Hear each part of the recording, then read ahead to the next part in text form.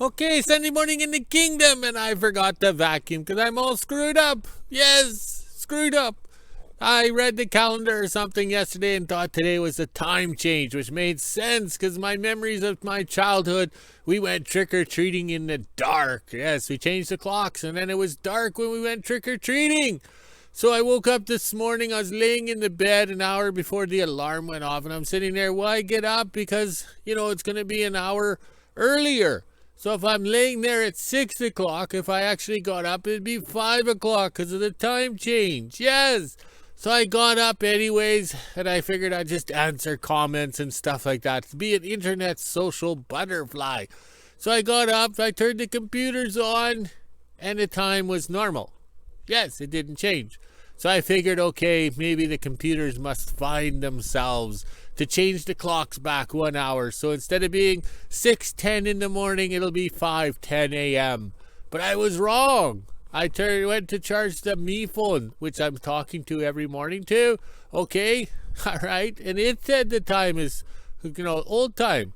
So then I got really looking at the calendar. Yes, I'm using the Mayan calendar because everything revolves around the Mayans, okay, and their little pyramids there. So I looked at it, flipped it over, and it's November 5th when you change the clocks back. So Halloween will have daylight for the little kids to trick or treat. Oh my, so my day's screwed up. So forgetting the vacuum is nothing today. It's going to get worse. All right. Yeah, it is worse. Okay, this morning it's -8, but feels like -13. 13 is not a good number because it's not in any of my books because there is no 13th chapter. All right, on the yo-yo scale, feels like +18. Okay, -8 equals +18. Ooh, the new math in the school today. Yes, but feels like +9. All right, so we have everything ready in the shop. As you can see, there's no snow. All right, I was on Amazon shopping there, farting around and stuff like that. And it's telling me due to weather conditions here at the end of the world, my packages will be delayed. Yeah, that's if I actually purchase, because one, you have to have money on the card to purchase and stuff like that, right? So I'm sitting there. Okay, so Amazon news that we were forecasted lots of snow. So they are predicting that in the delivery times of the packages. But somebody forgot to tell Mother Nature because, where's the snow? Where is it? We are working in the shop today. We ran around getting firewood. Well, it was just unreal. All right, we'll scroll this way so you guys can see the sun or what's left of it or wherever it is. And then you can feel the breeze on the Lily Tomlin mic. This is recording a lot better than any of the fancy stuff we've been buying. I can't figure that out. It's just the Lily Tomlin mic with my pajama bottoms over the mic to filter it. Those little stuffy, fluffy things don't work. We've tried everything. And then I said, well, we'll try my jammy bottoms. And that works. It filters out the sound, the wind, and everything. All right, let's scroll a bit more. So the wood is ready, and it should be covered in, 6 feet of snow because of the forecast that they told us. And we got the wood stove going for the Swedish kid. Look at it, just pumping it out. The dogs are ready right there, so as soon as I'm done holding the stick, they know it's walk time to go run and poop and pee everywhere. Hopefully not in their pen, because then I have to clean it up. So today, we're going to be in the shop because we have all the wood ready. Okay, I don't know what word I said or something, but the me phone censored me. It turned the volume right down on recording. So let's try this again. Oh, I got the burps. I had peanuts with my morning coffee too. All right, the cab is a 41 Chevy, and we got the front fenders, and that's the hood and everything. It is from Brandon, Manitoba originally, and it was the first attempt at a hot rod or whatever, where you put a old style cab on a new style frame, and the fellow did the work or whatever. The cab and the car chassis was based at the Shell bulk station down by the North 40 Saloon in Brandon. Okay, so that's the north side of the river. So back then, I don't know if you can say it, but back then they didn't have plasma cutters, good MIG welders, or zip cut blades. So the fellow used a torch and an arc welder, so the body frame modifications didn't turn out very well. So everybody went to the card lock to gas up at the shell there. They seen this truck sitting on the frame or whatever, the cab and the fenders and everything like that. It was green with MTS on the door, and I forget the unit number on the cowl right here, okay?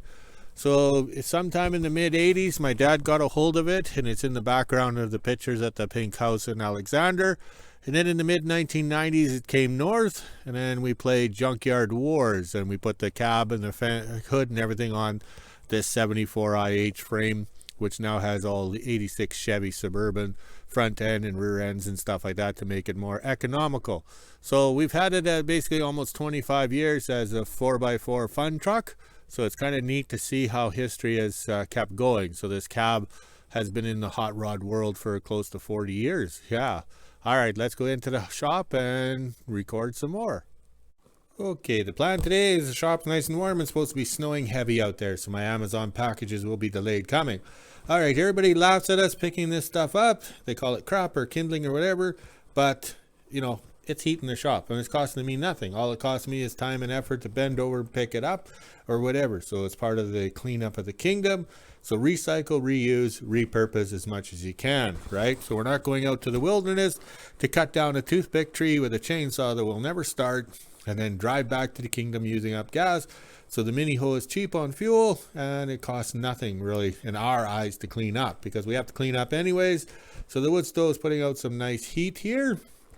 And over here, look at the thermometer. We're at 75 degrees Fahrenheit, which is 24 degrees Celsius. Okay, with it being a snow day, we're working on the 38. It is a 38 because the 8 on the first number and the serial number. We moved it over there from here to over there because that's where the heater is. All the trucks that I own have the standard heater in there. And okay, and they say on the internet that this is a 37 grill. My dad found it after looking for grill parts and pieces. A fellow found it in a farmer's pasture, because back in the day, a lot of the farm trucks, when the motor blew up or something like that, they made trailers out of the back end. So they would cut it and make a trailer. So the cab and fenders usually got left out in the field. So Dad acquired this, so he was happy to have a complete grill. So it's actually a 37, but the truck is always known as the 38. So what we're going to do is do the wiring. We want the battery down here. All the wiring is the same. I'm colorblind, so we buy one spool of wire. Okay, so over here, we're not kind of prepared. So look at all that black wire, just like Blackie Lawless, Black Forever. Yes, good band. Just lost the original drummer. I think he was the original drummer there, Randy Piper. I think that's the name. All right, so over here, back in 1977, I don't know. My parents were the flower childs of the 60s. I grew up in a pink house. So you got to remember the hit movie at the time was the movie Duel, and Duel had the Peterbilt with an air cleaner hanging off the side here, okay, right here. So somebody decided we're going to put an air cleaner off the side of the truck to make this thing look like a mini semi truck. All right, so they had a snorkel tube here for sucking the air for the carburetor. The air cleaner was hanging off the side, but the only problem is it was an oil bath air cleaner. So going down the road, guess where the oil went? All down the side of the vehicle. All right, so what we did was we're going to change this back to the way it should be, because we drive these things in the winter. So we have the snorkel tube on the carburetor, and then this here is to keep the rain off the going down the carburetor, because Chevy runs how would you say, a dish, ooh, hand and eye coordination, a dish right in here, so the water naturally gets trapped and goes down. So we have some other issues we're going to take care of, but the main thing is we want this truck together and running, and then it's going to go up on the sleighs.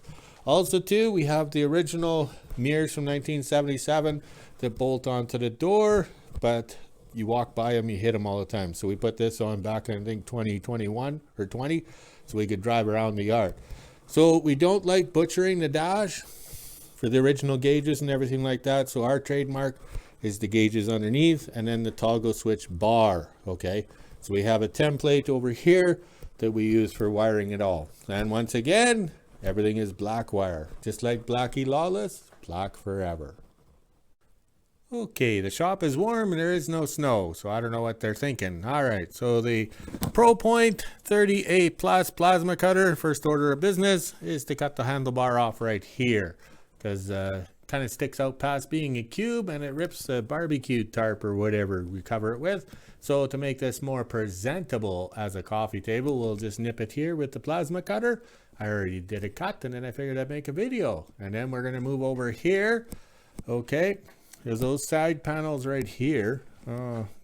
Those plywood side panels will keep, because if we have the fenders off again, all the trucks have the fenders off till we do all the body work together, because we want all the mechanical done before the fenders go on. As you can see, there's lots of brand new parts on this truck, and we opted from the ball and socket drag link to going to a manufactured standard drag link, which will take the roads up here. So now we just have to plasma cut the booger weld off here that held the side panel on, and then we go after this air breather foo-foo thing here, which they turn around and put a sucker tube down to here. Okay, oops, hand and eye coordination, we need some more vodka, and you can see I gotta weld that hole shut too. So that was the joys back in 1977. Flower Child's being creative. Okay, that did not take long, but I only had one chance, one cut, because the wiring and everything behind there, I should have cut that out a long time ago. Oh wait, I didn't have a decent plasma cutter. But you got to remember, back in 1977, they were doing the brazing, so I had to cut it extra wide, because the brazing or the brass will screw up any welds I try and do over the patch hole. So we have quite a few holes in this dash to patch up, which we'll get to today, because it's a nice relaxing day. And then to protect the welds inside here, we use more plywood. Yes, those are the core boxes. So once again, reuse, repurpose, and get it done. Now we got a little bit of smoldering there because of the hot flames from the plasma cutter went in there. All right, so let's get this handled before we have an actual fire. Okay, another thing with the Chevy trucks here that we have in the fleet is we've changed everything over to a central middle on the front brakes. Oh, everything looks blurry. Maybe I need my glasses on. Okay, because they usually join the front brakes, it went in series or whatever, when consistent, it went to the other side over here, across to here. So that wheel would lock up first, and then this wheel second, okay? That was the joys of traveling on, how would you say, ice and snow, and that's what we do up here. So we had to correct the problem, because I've driven that 39 Chevy up here since I moved up here over 30 years ago, and every time in the winter we always had one brake lock up. So we figured it out that you need an equal pressure on each wheel, so that was our trademark or whatever. All the trucks are centered for equal split. So over here we're keeping this truck kind of original. We get the master cylinders out of the States through that Jim Carter fella. We've been buying them since the early 90s, okay?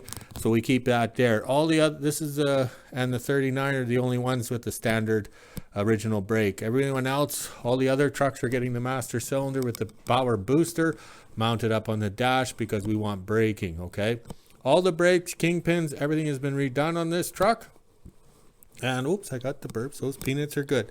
And also too, in 1938, they had the closed in dry shaft. Okay, my 39 Chevy was the same till we changed out the motor and transmission. So the U-joints are tucked inside a greased housing, and same as back here. So when my grandpa was trucking, these were a popular drive line they wanted, because you could have a belly dump box on here, and the gravel or the sand would flow right down. An open drive line, you always got the dirt and everything against the U-joints. That was what grandpa was telling me. So everything was enclosed. So that's the way they did it back in 1938. So also too, we got all new brake lines, everything like that for the park brakes, and new flex hoses back in here. Okay, that's compliments of Sir Rodney. All these trucks in the fleet, the black fleet as they're called, will pass in a commercial safety. So let's fix it. We fix it right. The brakes, everything's done.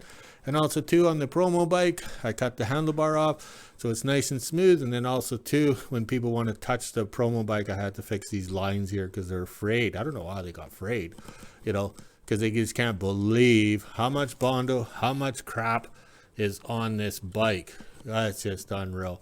But oh well, I got screwed royally. I got a $42,000 coffee table. Oh well. Okay, lunchtime in the kingdom, and we're having bacon and eggs. The staff actually found some bacon at the store yesterday. Pretty lucky, because they haven't had it in a couple of weeks. I don't know where they're hiding it.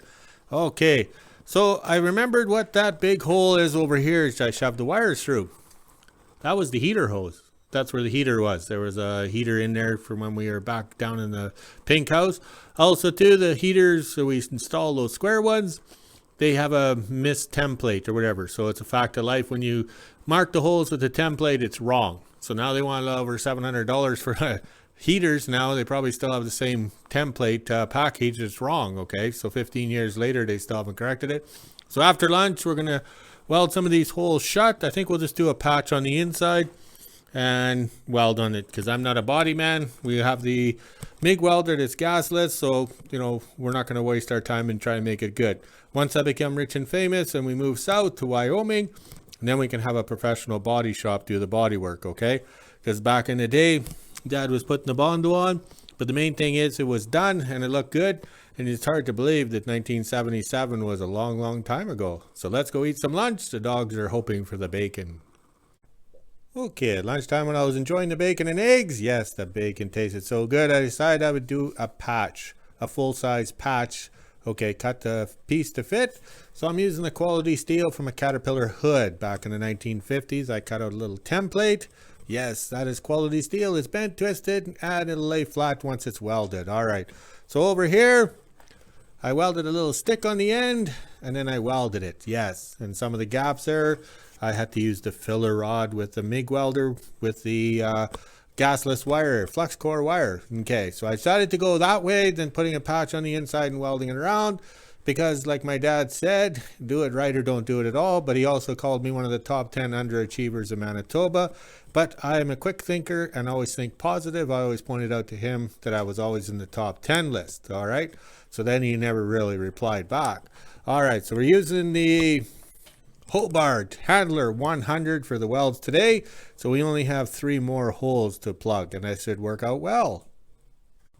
Okay, coffee time in the kingdom, and I got one more hole to cut out. This piece, I love it. The paint is a little thick, but the material is nice to weld and work with. It's not the new style crap of today. All right, so let's scroll over here. So we got that breather vent or air cleaner vent hole filled in. It turned out pretty good. We also got one down over there filled in. You can't see it. And then we cut out a better hole for the electrical cables to go through, because we have the battery cable positive going up to a master switch and then back to the starter. Okay, and then over here, we're going to attempt these here. So we have quite a bit of holes to fill. So that might take a little bit of beer. Oh, I got the burps of those peanuts. Okay, that turned out pretty good, and I did the complimentary or trademark splash the black paint on. Yes, we got some more welds to do on the side here on the seams. Okay, we'll do that later, but the main thing is to get these holes filled in so I can start the electrical in case we have to drive this out, because you never know, something might break in the kingdom and we need the heated shop. So we're going to do some welds here because they kind of come apart after 80 some years or so. That'd be 85 years, I guess. So that turned out pretty good. The hole over there is filled in, and the black paint covers up the wooies and wowies or whatever. But like I said, it looks good from afar, but far from good. And how would you say, correcting things that were done back in 1977. All right, let's go check on the flags. Sunday morning in WHO-ville. It's just after breakfast. I got the dogs outside and I'm just getting ready for work. As you can see off into the distance here, it's snowing pretty good right now. It's been like this since about 5 this morning. We're supposed to get some snow today, but that's all lies with the weather network. Now let's get ready and head to work. 4 o'clock and I just got home from work, and it looks like it's been snowing since I was gone. And as you can see off into the distance, another snowstorm's coming, so I better get the quad out and head to the kingdom. 4:30 and I just got to the kingdom, came to grab my dog treats, and my dad has laundry that I can do overnight and bring it back tomorrow. I don't think I'm working at the store, so we'll get a few things done in the kingdom, so I better head back into WHO-ville before it starts snowing even more.